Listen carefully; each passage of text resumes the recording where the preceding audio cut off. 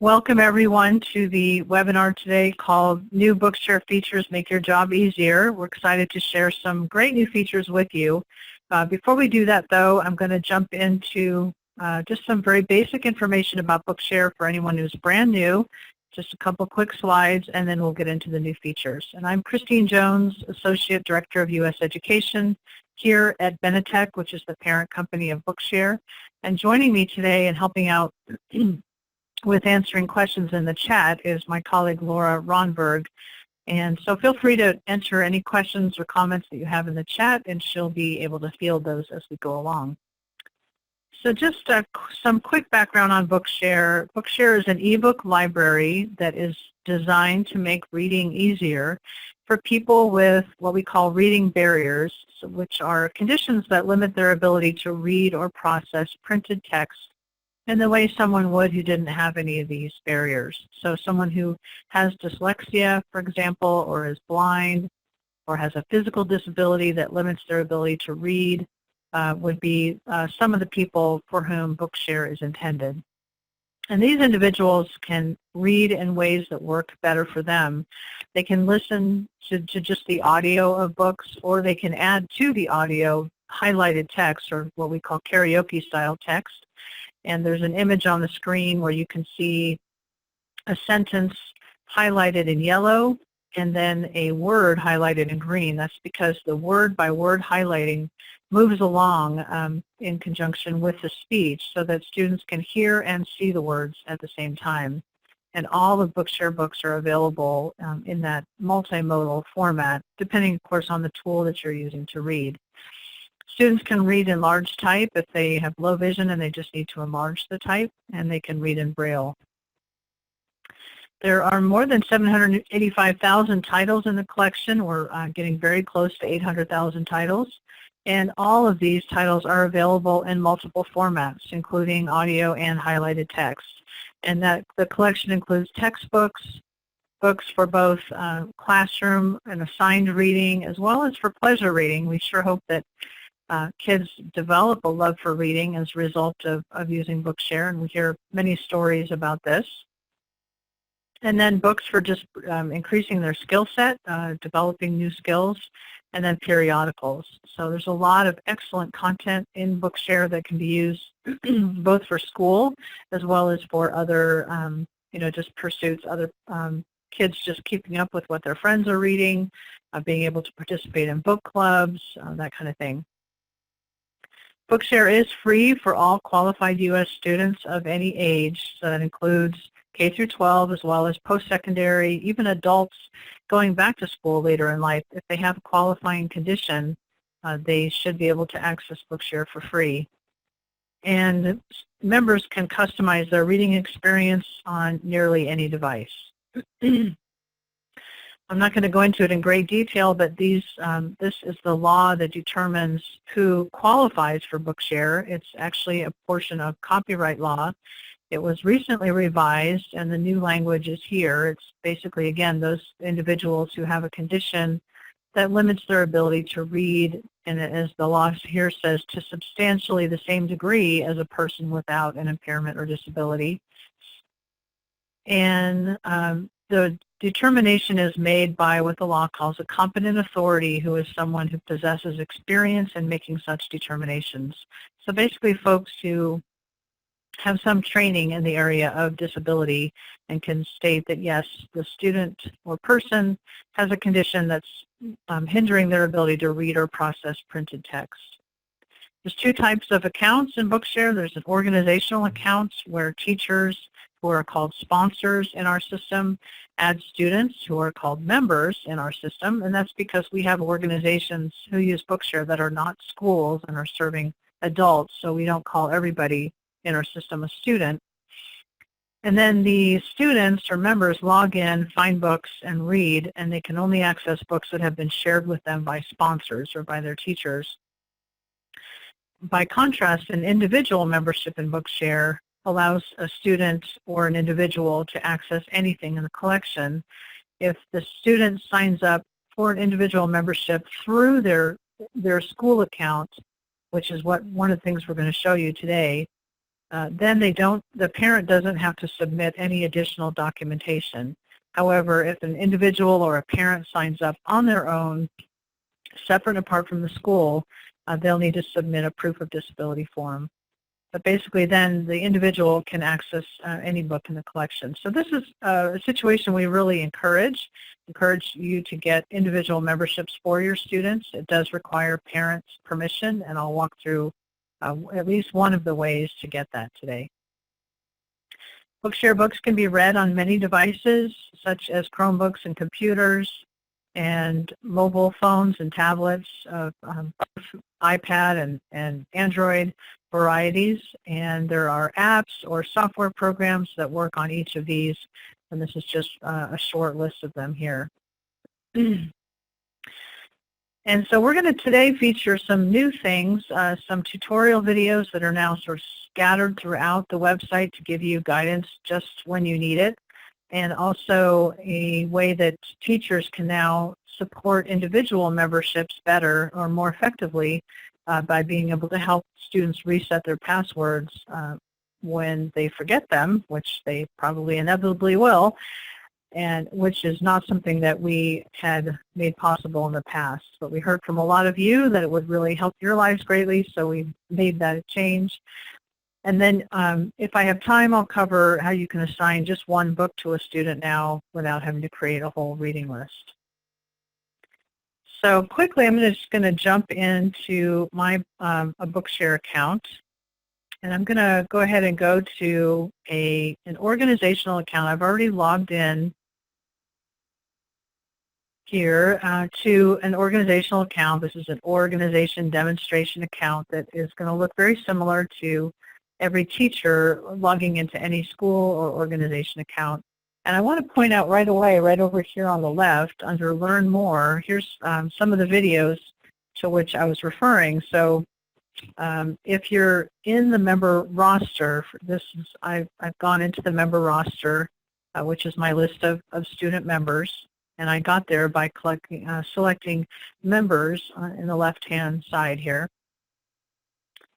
And I'll just do that again to show you here. So members brings me to this list of members.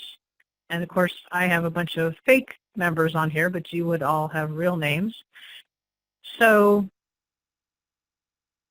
from this page, I can do a couple of things. One, I can watch any of these videos, and you'll see here, I'll just bring it up quickly. Here's a video on, if you didn't know, how to add a member. So it comes up right in your screen, and there's the ability to turn it on. I'll just turn it on Add briefly, members to your account. Members are the qualified students you add to your Bookshare account. Log in. Okay. I won't go any further with that, but you can get the idea of how it basically walks you through how to add a member. That's right there. Here's another video on adding several members, and here's a video on how to get an individual membership for a student, which is one of the things we're going to go into today, a student who's already on your organizational account. But basically, you'll see throughout the website, when you're using Bookshare now, you'll see these different short videos intended to give you just the information that you need right at the moment that you need it. So hopefully those are helpful, and if you come across certain tasks that you think, wow, it would really be helpful to have a video for this, definitely let us know, because we'd love to be able to create that and provide that so that at every step of the way you know exactly what to do next. So for now, I'm going to go ahead and just show you how to add an individual membership to a student who's already on my account. So you'll see here, I've got a student whose name is Practice Kid, and he just has a school membership, and I can tell that because over here under the header is membership. It's basically telling me the membership type. I can see that this student only has an organization account. There is if a student, there aren't any on this demonstration account, but if a student had already a linked individual membership, it would say org plus individual, organization plus individual. So you would know that that student had already been provided an individual membership. But in this case, the student doesn't. So I'm going to select the box to the left of the student's name, And then down here at the bottom of the screen under More Actions, there's one that says Add Individual Membership. So then when I go to the next screen, I have two options. And basically the first option is the one that we're going to focus on today. This is requesting a new individual membership. Option 2 is used if someone already had an individual membership. So let's say a student comes to your school and their parent had already signed them up for Bookshare, separate and apart from any school organization, just for a pure individual membership. We have a way that you can request that that individual membership is connected to your school account. And the benefit of that is that you as a teacher can still push books out to the student. You can assign books, you can create reading lists for them, you can, kind of just a little bit, be able to monitor some of their reading activity. So there is some benefit in you connecting that existing individual membership to your account. So the steps for doing that are listed here. But today we're going to focus on the student kind of the other way around. The student is on your school account but doesn't yet have an individual membership, and that's what option 1 is for. So here, the student's name is already populated in this form as you see down here, and you have two options for this. The first is to send an email to the parent. If the student is under 18, they will need a parent signature here. If the student is over 18, the student can sign for himself or herself. But assuming that this student is under 18, and we know that they are because the birth date is right here, 12/4/12, the student is definitely under 18. We're going to send an email to the parent. So this is where you just enter the parent's email address. And I've already actually gone through this process, so I'm going to show you the next step. But just imagine that you've entered an email address here for the parent, okay? And then you hit submit. And then I'm going to jump over to the email that the parent then receives. So here is the email that was sent on behalf of Practice Kids. So it says, as you may know, Practice Kid uses a resource called Bookshare to get accessible digital books and reading tools through an organization called, and this is the name of the demonstration account, but in your case it would say, Woodside Elementary or whatever your Bookshare account is called. Students have access to titles that their teachers assign to them. Members can also use Bookshare independently, getting access to hundreds of thousands of titles and free reading tools. The service costs up to $50 per year. That only pertains to people who are not students. So in this case, that $50 will not apply. So that we do give them a link here where if they click on this, learn more about subscription prices, they will instantly see that students with a qualifying reading barrier get Bookshare for free. So that $50 does not apply. Again, we serve members of all ages, which is part of the reason why this statement is included in here. So it gives them 4 steps. One is to complete the individual membership application online and enter this personalized activation ID in the appropriate field. So good idea for the parent to go ahead and copy it just to have it handy. So I'm going to jump over, so if I click on this link here, complete the individual membership application online, it takes us to a form that looks like this. And it says sign up for a Bookshare account, and it first wants to know, confirm that this is a student with a print disability. It's going to default to yes, and I will be able to provide print for disability. That is actually not needed because of the fact that the student is coming through a school account. So is this person a U.S. student? And then here is where they're going to enter the activation ID. You can see that it's actually here already. It's grayed out, but you can see that it has already populated. This field is already populated. But if I needed to, I could paste it there because I had copied it previously. So next, click the next button. And then what it's saying here is it wants to confirm the student's birth date. And it does that because that's how it can verify that the activation ID that was provided is actually the right one. So when I verify the birth date that is already on the record, and I select enter, oops, okay, it went ahead and took me, oops, let me go back. Okay, it should, okay, hang on here. It might be because I was doing this earlier. There we go. Okay, so then you can see it says date of birth matches school records. So if for some reason the teacher has entered an incorrect date of birth, when the parent enters the correct one, it's not going to match. So they're going to have to work with the teacher to get that corrected before this individual membership process will work. But you can see here that the student information is pre-populated. Once that activation ID is verified by the correct birth date, then you can see the student's name is here. We do need to add an address, so I'm just going to add a fake one.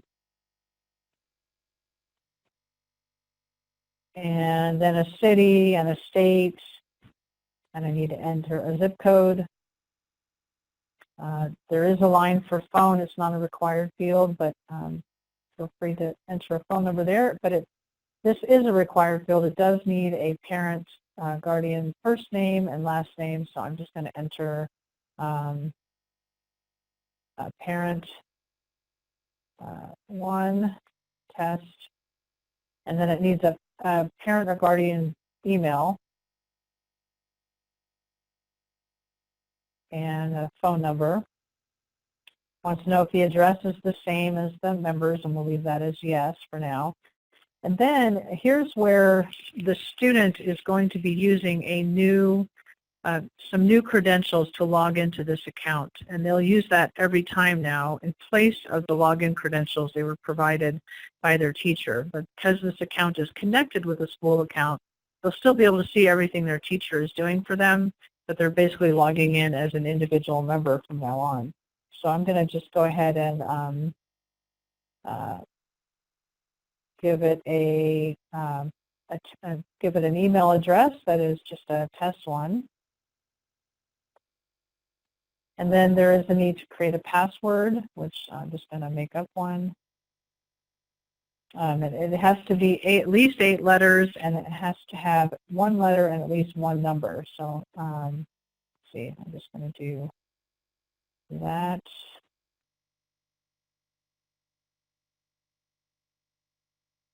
Let's see if I managed to get those 2 correct. Yes, I did. Okay, so then it takes me to the next. Oh, well, no, I guess something. Oh, okay. That's the postal code.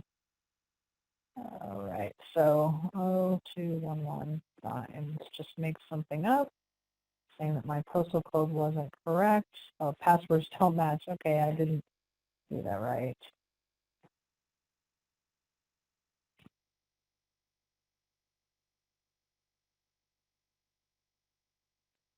All right, hopefully I got everything right this time.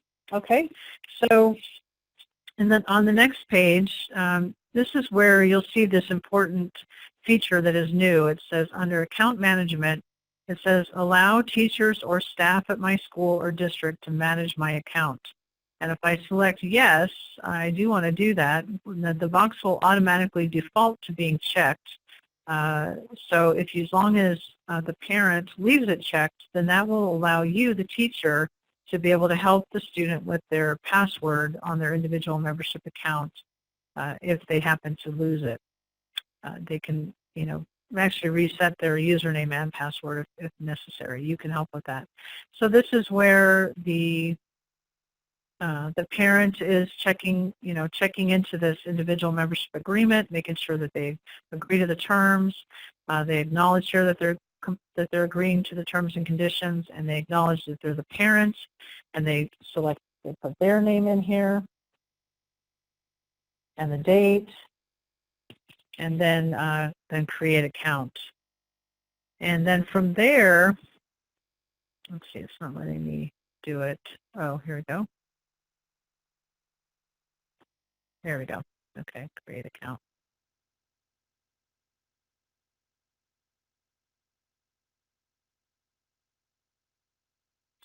So as long as I did everything correctly, it should have given Practice Kid the individual membership. This is saying the membership status is inactive and purchase subscription because this is just a demonstration account. But you can see here's a few out-of-copyright books that have become available right away to the student. And then they're able to see their assigned books from their teacher and any reading lists that either they have created or their teacher has shared with them.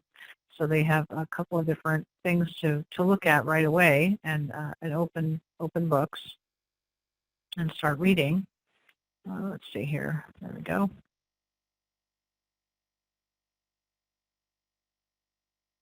So here's some assigned books. Here's a demo book on an introduction to economic analysis. And then they can also look at reading lists that have been created for them.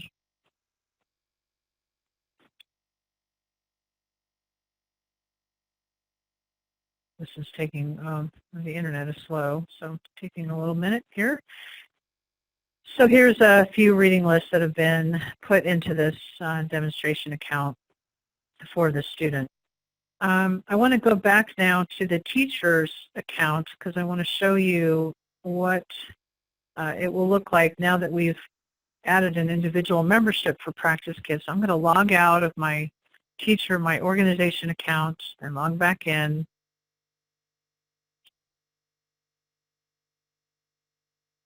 And if everything worked correctly, when I now go to members, okay,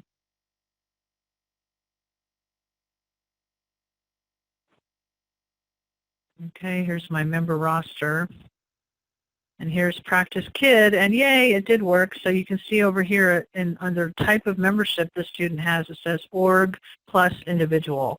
So this student has the school account plus the individual membership. So now when the student logs in, they're going to use that. You'll see that their username is here, that the username that we just put in for them, and which has to be an actual email address. And as a teacher, I can help to work with the student if they have lost that information, either their login email, which is going to be right here, or their password. And right here, I can reset the password if the student has forgotten it, so that they can now enjoy all the benefits of an individual membership, which means they can search for any book they want to look for, and they can open, any book that they find without having to wait for a teacher to assign it to them. But if they get stuck getting into their account, the teacher can now give them the ability to reset their password so that they can help with that. So that was something we heard from many of you by way of request, and we've been able to add that. So we hope that will be helpful. I'm going to take a look at the chat real quick here and see if there's anything that we should be taking on everyone's benefit. There are questions that would be useful for everyone to have heard. I think maybe you all are seeing these too, but let me just see if there's anything I should be calling out here.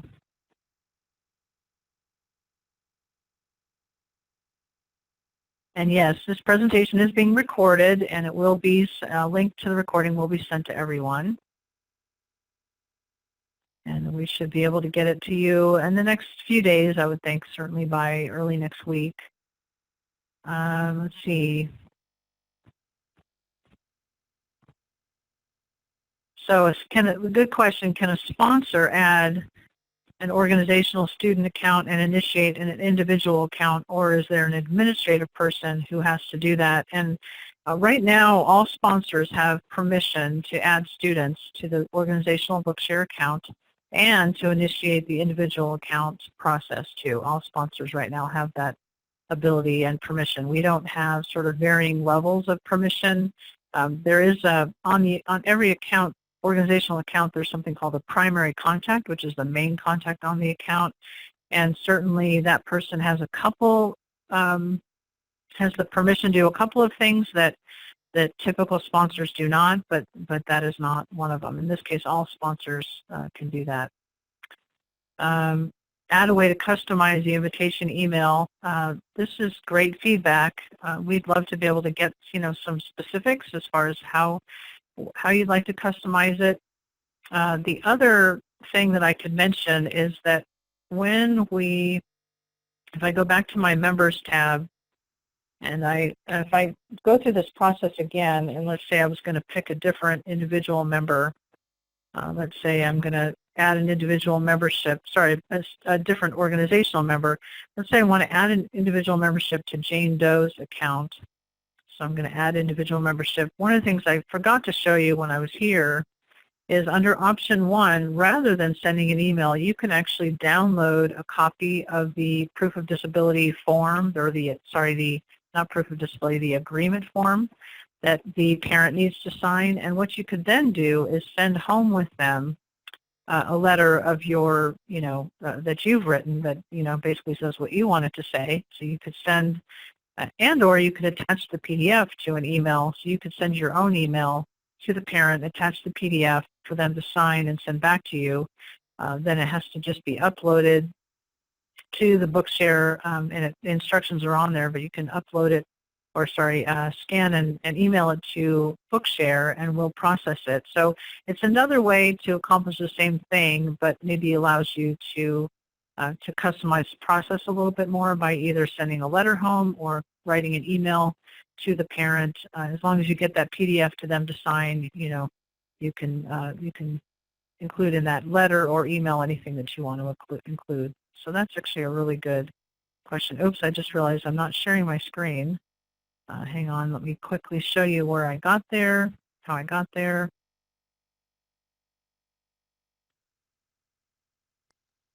Okay, so here under option 1, so I selected a different member, Jane Doe, and I selected add individual membership at the bottom.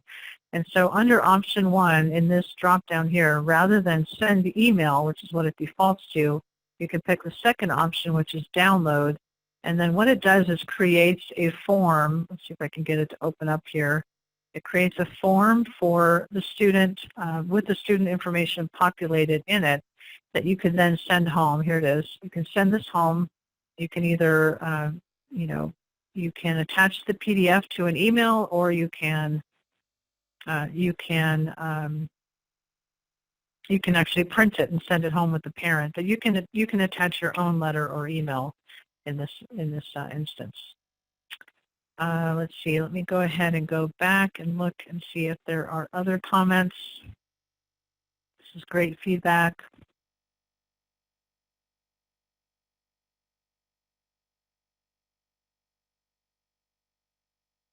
In college, students are probably not using Bookshare when I am adding them as a member, so the existing email doesn't make sense. Okay, yep, so great feedback. And certainly they can just sign up for their own individual membership at the college level.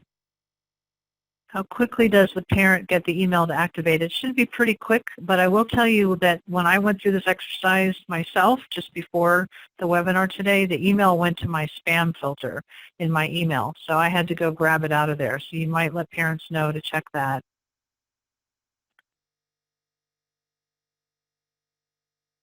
Okay. Great. Let's see. Yep, these can be done in a meeting with the parent. That's a great idea. A back to school night or an IEP meeting. Let's see. If the student had an account prior to account management selection, can we go back to gain this? Not sure I'm familiar with that. Maybe, Mary, you could provide a little more clarification on what you meant by that.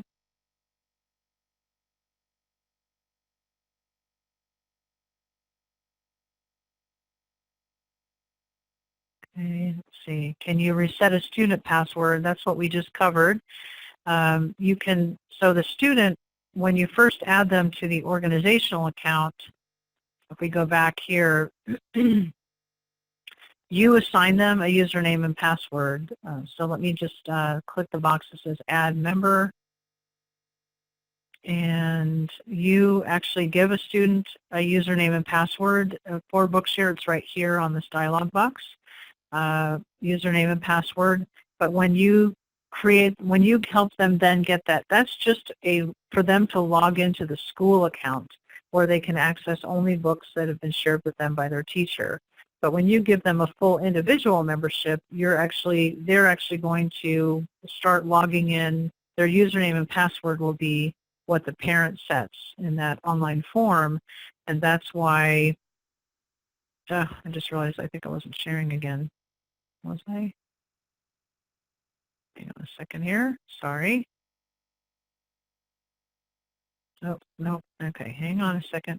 I keep forgetting I stopped sharing. So back in the member roster, when you go to add member, and it brings up a dialog box, you'll see that there's a place where you're assigning a username and password. It's right here, username and password for the student. But that just gets them into the school account where they can access books that have been shared with them by either having been assigned to them by one of their teachers on the account or put on a reading list for them by one of the teachers on the account. But when you give them an individual membership, the parent then puts in an email address that's going to be the student's username, and that's what we've now given you the ability to edit once that's set. So you can see here this student, it's now an email address that they're using to log in. And if for some reason the student forgets either their username or password, you now have the ability to help them reset it by just going into the edit tool here next to the student's name. All right, let me just see if there are any other questions that are worth sharing with the group.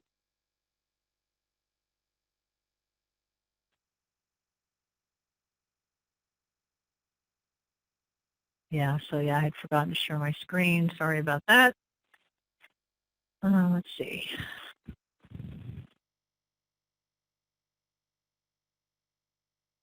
Okay, can't see if there are any other questions. Yep, sorry for not having shared my screen.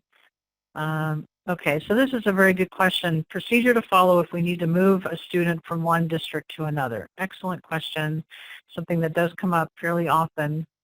And I would say it's true of moving to any, from one account to another of any kind. It could be two schools in the same district, and they each have their own Bookshare organizational accounts, and how do you move them? So in that case, what we really recommend is the process I described earlier, where first of all you help the student get an individual membership, which we just did for Practice Kid, and we could also do for Jane Doe and the others.